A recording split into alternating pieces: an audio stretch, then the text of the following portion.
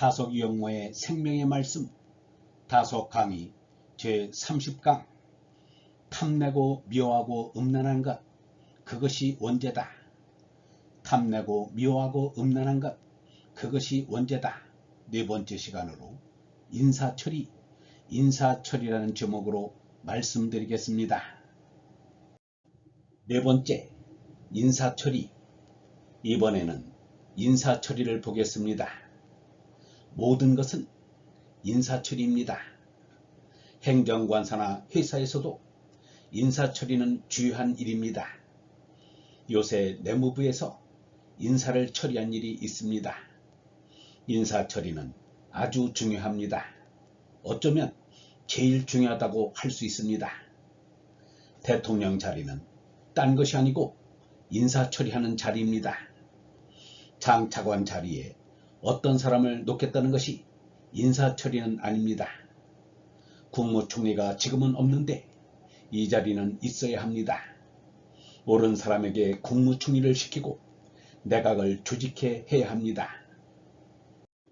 옛날로 말하면 정승자리라고 할 수 있습니다. 임금도 정승감을 고르는데 힘을 다해야 했습니다. 만일 국무총리가 하는 일이 잘 안되면 시각을 지체하지 말고 다시 내각을 조직해 해야 합니다. 이 일을 하는 것이 대통령직입니다. 사람을 고르며 앞에서는 안됩니다. 그러려면 나라의 수장이 덕성하여야 합니다.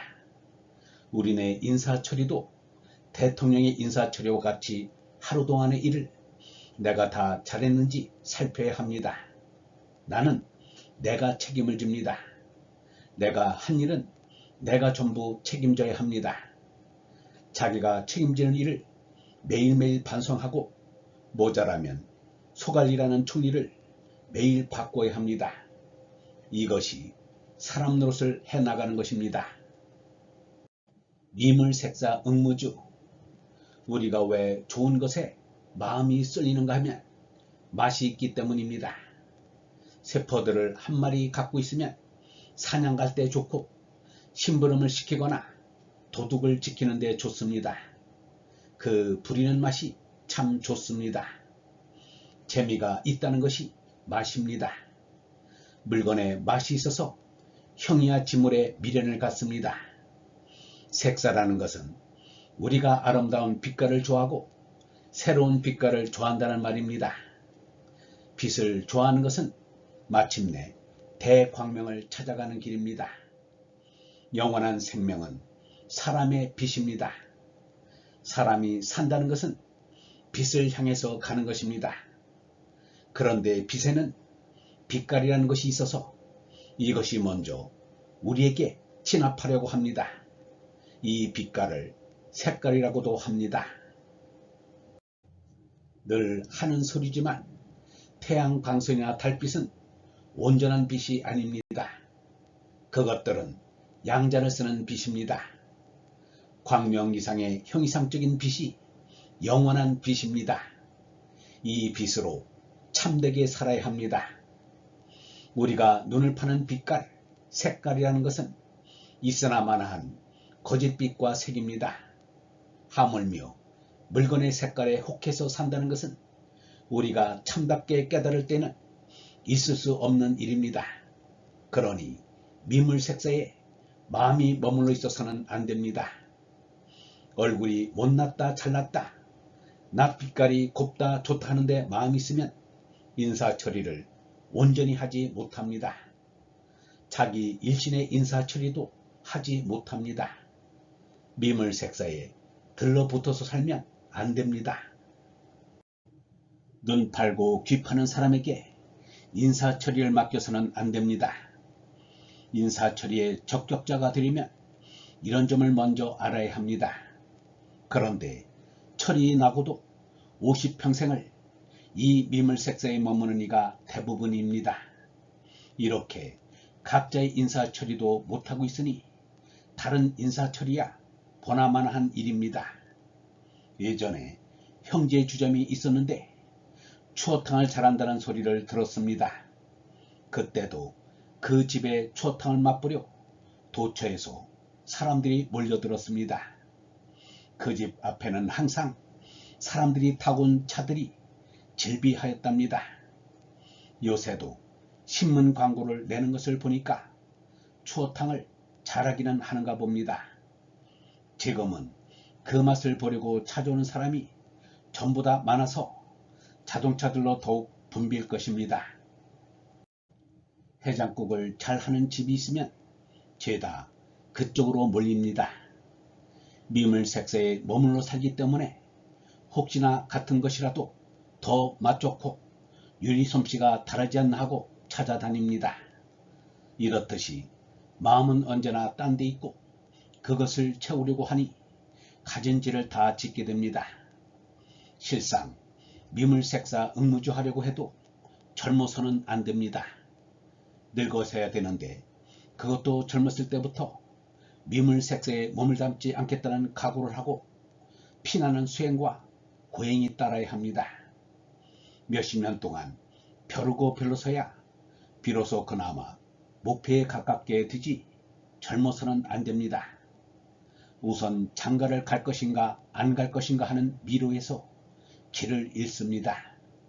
결국 혼인을 하는데 그러면 한동안은 어떻게 하면 아내를 데리고 재밌게 사나 이런 문제에 골몰하게 됩니다. 그러다 자식이 생기고 자식에게 마음이 쏠려 이러지도 저러지도 못하게 되고 그러는 사이 늙어버리는 것입니다. 우리는 죄다 예서로 하는 일이라도 연구를 하여야 합니다. 호기무방 삼독의 이상한 것을 좋아하는 것과 무방하다는 것, 이 두 가지는 인생에 있어서 긴한 고동입니다. 호기무방한 것은 늘 조심하여야 합니다. 무방하다는 것은 소극적인 것이고 호기한 것은 적극적인 것입니다. 미물색세에 살지 말자고 하면서도 이 호기와 무방한 것에는 곧잘 걸려듭니다. 이것을 잘 생각하지 않으면 안 됩니다. 삼독의는 우리의 의지에서 나오는 독이 셋이라는 말입니다. 불교에 있는 말입니다. 불교에서는 신업, 구업, 의업이라고 해서 업보로 태어난 것이 인생이라고 봅니다. 전생에서 한 짓의 업보로서 이승에 나온 것이 우리입니다. 지금 이승에서 잘 살고 못 살고는 전생의 업보 때문이라고 합니다. 신업에는 사막이 있고 의업에는 삼독이 있습니다. 악이라는 것은 살인, 음란, 도둑질 등 몸뚱이로부터 나오는 것을 말하나 근본은 의업인 삼독에서 나오는 것입니다. 삼독이라면 탐내는 것, 미워하는 것, 음란한 것, 이 세 가지를 말합니다. 삼독이 뱃속 밑에 있어서 이것이 꿈틀거리는 대로 사막도를 저지르는 것입니다. 구업에는 네 가지가 있습니다. 거짓말, 못된 말, 실없는 말, 그리고 성경의 표현을 빌리자면 하느님의 이름으로 거짓 증거하는 말을 가리킵니다. 구업의 사악, 신업의 사막, 의업의 삼독을 합하면 10계명이 됩니다. 그중 삼독이 밑바탕인데 혹이 무방하면 이 삼독에 참여하게 됩니다. 한거신물 설무방, 제설무방 편유방, 소공석이 한 말인데 일 없이 한가로울 때도 삼가고 무방하다는 말을 하지 말라는 것입니다. 예나 지금이나 보통 하는 소리가 있습니다. 심심한데 구경 좀 가보는 거 어때요? 이렇게 물으면 그리도 좋은지 한번 가볼까요? 그거 무방하지 하는 소리가 제법 나옵니다. 평소 한갈 때도 삼가서 무방하다는 소리를 하지 말라는 말입니다. 이것은 어렵습니다. 무방하다고 한마디 하면 방해가 옵니다. 무방하다는 소리에 방해하는 소리가 들립니다. 무방하다는 소리는 미물색세에 머물고 싶은 마음이 근질근질해서 나오는 소리입니다. 이러면 방해가 따릅니다. 혹이 무방하면 삼독에 참여하게 된다는 이치가 그렇습니다. 젊어서는 세계에서 제일 가는 미인이 있겠지라고 생각합니다. 그리고 그런 미인이 있다면 만나보고 싶어 합니다. 누구라는 것까지 알면 그냥 있을 수 없게 됩니다. 제1인자가 있는 것 같기도 합니다. 신인 성인이 있는 것 같이 생각됩니다. 이것은 호기심입니다. 하느님에 대해서는 누가 알겠어요? 신이 있는지. 이 정도는 무방하죠. 하느님이 알긴 뭘 알겠어요. 안 되면 될 것은 벌써 다 되어 있어야 할 게 아니겠어요. 이렇게 말할 정도로 무방하게 됩니다. 호기와 무방은 이런 관계를 갖고 있습니다. 영성신학원 다석아카데미의 하늘소리였습니다.